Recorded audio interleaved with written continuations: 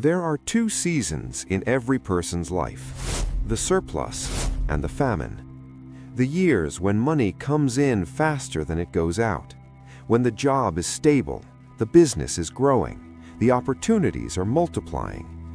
And the years when everything reverses: the layoff, the unexpected bill, the market crash. The season that arrives without warning and strips away everything you failed to protect when you had the chance.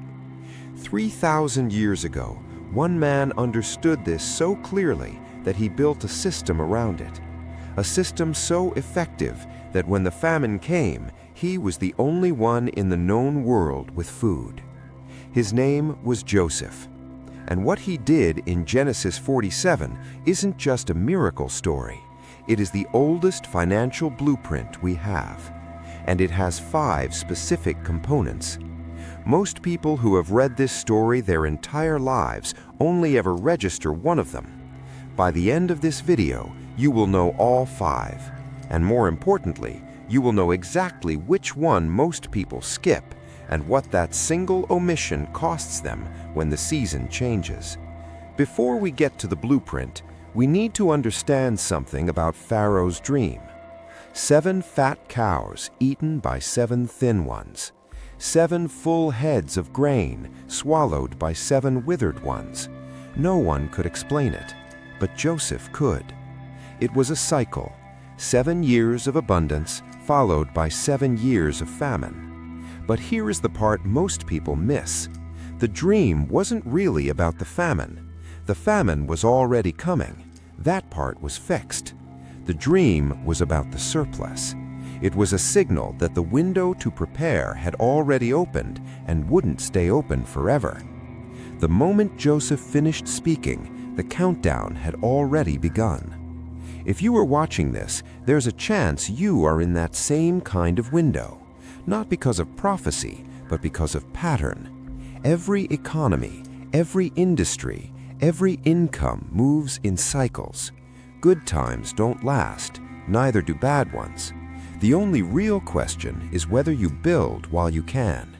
And the first thing Joseph built wasn't a storehouse, it was a number. Joseph didn't start with storage, he started with a rate. Take 1/5 of the harvest during the 7 years of abundance. 1/5, 20% every year.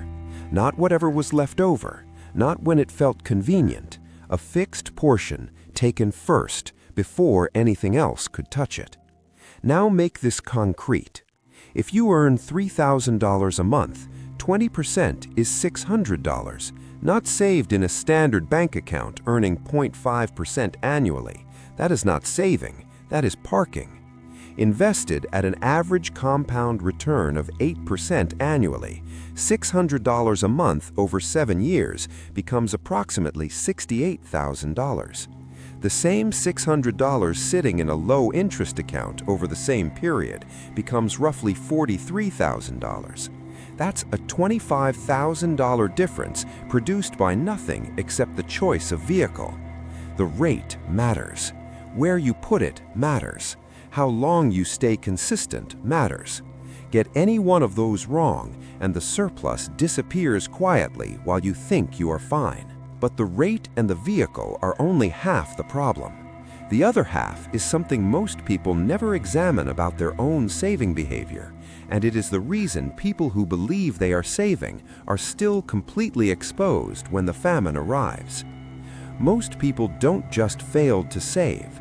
They save in ways that wouldn't survive a real downturn. Money sitting in a zero-growth account slowly loses value. It looks safe, but it is leaking over time. Saving only what is left after spending means your future is always last in line, and usually underfunded. And saving without a clear timeline, that is not a plan, that is a wish. 7 years, a fixed percentage, a clear vehicle, a defined outcome. That is a system. Everything else is just hope. Now here's where it gets bigger than any one person.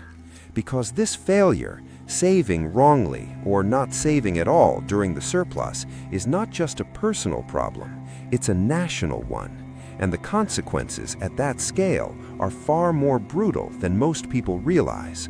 The principle works at every level because the cycle exists at every level. Everything covered so far is what Joseph understood going in: the rate, the vehicle, the discipline, the national stakes. What comes next is what everyone else got wrong, and the two are more connected than you think, because the reason most people cannot implement the 20% principle is not knowledge, it is structure. It is the way their financial life is currently organized, working directly against the system Joseph built. Here's how to fix that. Joseph didn't tell people to suffer, he told them to organize.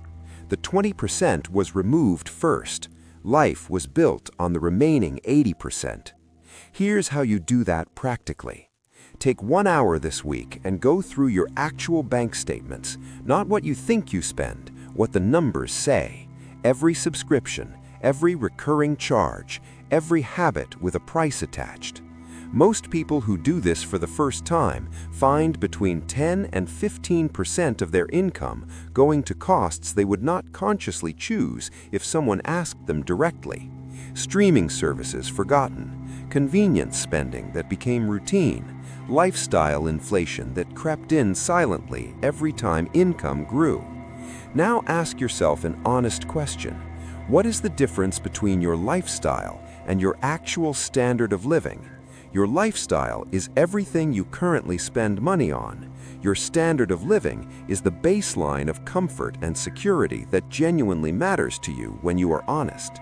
The gap between those two numbers is where your 20% is buried. Then do the one thing that changes everything. Move the 20% before the month begins, not after bills, not after groceries, first. What remains is your operational budget. Design your month around that number. You won't miss what you never had access to, but over time you will build something most people never do: a quiet reserve built during the only window when it was possible. Now watch what happens when that window closes. And then the famine came, exactly as predicted. It affected everyone. But Egypt had something no one else did: reserves. Not because they got lucky, because they were ready. Those without reserves gave up everything: money, assets, land, even their labor, just to survive. And they did it on someone else's terms. In the end, reserves aren't just security, they're leverage. The cycle hasn't changed. Surplus and famine still take turns in economies, in industries, and in individual lives. Surplus isn't a reward, it's a window. 20%, 7 years, consistency. The difference isn't who had the chance, it's who recognized it and acted on it.